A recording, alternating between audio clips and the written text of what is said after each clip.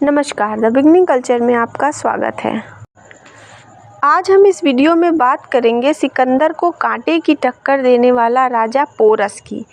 हम बात कर रहे हैं राजा पोरस की। वो कौन थे, कहाँ के राजा थे और अक्सर कहानियों में सिकंदर और उनकी लड़ाई का जिक्र क्यों मिलता है? ये ऐसे सवाल हैं जिनके जवाब रोचक हैं।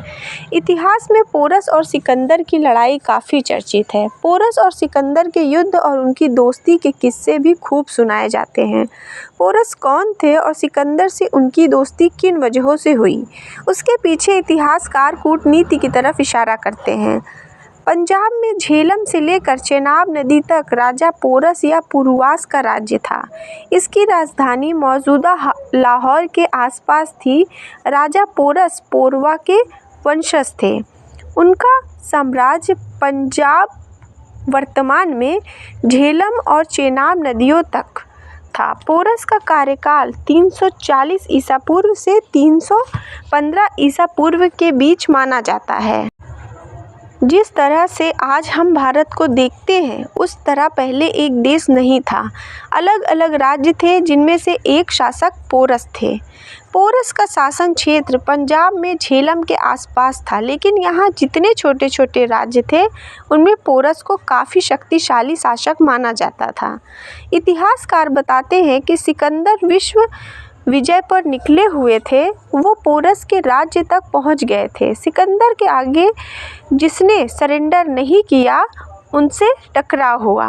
इलाहाबाद यूनिवर्सिटी में प्राचीन इतिहास के प्रोफेसर डीपी दुबे कहते हैं 326 ईसा पूर्व में सिकंदर और पोरस के बीच लड़ाई हुई थी। तक्षशिला के राजा ने सिकंदर के आगे घुटने टेक दिए और सिकंदर से पोरस पर आक्रमण करने के लिए कहा ताकि उनका राज्य विस्तार हो सके। लेकिन पोरस ने वीरता के साथ लड़ाई लड़ी और काफ़ी संघर्ष के बाद पराजय हुई। इसमें सिकंदर की सेना को भी भारी नुकसान पहुंचा। इतिहास में मिले आंकड़ों के मुताबिक सिकंदर की सेना में 50,000 से भी अधिक सैनिक थे, जबकि पोरस के सैनिकों की संख्या 20,000 के करीब थी। पोरस ने सिकंदर की सेना के सामने अपनी सेना के हाथी खड़े कर दिए, जिसमें सिकंदर भी दंग थे। हालांकि प्रोफेसर दुबे ये भी मानते हैं कि सिकंदर का आक्रमण कभी भारत में हुआ ही नहीं। वो कहते हैं, मेरे हिसाब से सिकंदर का आक्रमण पाकिस्तान में हुआ था। सिकंदर की हिम्मत कभी सिंध नदी पार करने की हुई ही नहीं। प्रोफेसर ठाकरन बताते हैं, जब पोरस हार गए तब उन्हें सिकंदर के सामने पेश किया गया। सिकंदर ने पोरस से सवाल किया कि उनके साथ कैसा बर्ताव किया जाए। इस सवाल के जवाब में पोरस ने सिकंदर से बड़े आत्मविश्वास और आत्मसम्मान के साथ कहा कि ठीक वैसा जैसा एक शासक दूसरे शासक के साथ करता है। सिकंदर को उनका आत्मविश्वास से भरा जवाब पसंद आया और उसके बाद सिकंदर को महसूस हुआ कि उनकी सेना को यहाँ काफ़ी संघर्ष करना पड़ा है और नुकसान झेलना पड़ा है। इस तरह के नुकसान और टकराव से बचने के लिए सिकंदर ने पोरस से दोस्ताना संबंध स्थापित किए ताकि आगे किसी तरह की मदद के लिए पोरस का हाथ यानी कि पोरस का साथ हासिल किया जा सके। प्रोफेसर ठाकरन के मुताबिक सिकंदर और पोरस का युद्ध तिथि निर्धारण के लिहाज से अहम रहा है।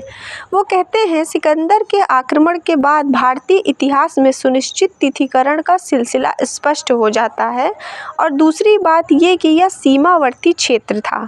सिकंदर को भारत में घुसने से पहले काफ़ी संघर्ष करना पड़ा और जन धन की हानि उठानी पड़ी। सिकंदर विश्व विजय के लिए निकले थे, लेकिन ये आसान नहीं था। सिकंदर को पता था कि पूर्व में काफ़ी राज्य है जिनका सामना करना पड़ेगा और सिकंदर की सेनाएं थक चुकी थी। उनमें निराशा का भाव था। वो वापस लौटना चाहते थे। ये समस्या सिकंदर के लिए चिंता का विषय थी। वहीं पर एक तरह से सिकंदर के विजय अभियान पर ब्रेक लग गया और वो पूर्व के भारत की तरफ अपना सैनिक अभियान जारी नहीं रख पाए। वहीं प्रोफेसर दुबे पोरस और सिकंदर की लड़ाई को मामूली बताते हैं। वो कहते हैं, यह सब छोटी छोटी घटनाएं हैं, इनमें कोई अहमियत नहीं दी जानी चाहिए। प्रोफेसर ठाकरन ने बताया, पोरस से संधि के बाद सिकंदर जनरल नियाज़ को जिम्मेदारी सौंपकर अपने प्रदेश की तरफ लौटने लगे, लेकिन रास्ते में उनका स्वास्थ्य बिगड़ा और उनकी मृत्यु हो गई।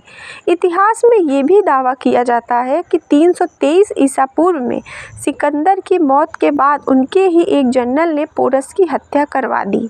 हालांकि पोरस की मौत को लेकर सटीक तौर पर कोई तिथि या अन्य जानकारी नहीं मिलती। ऐसा माना जाता है कि पोरस की मृत्यु 321 से 315 ईसा पूर्व के बीच हुई।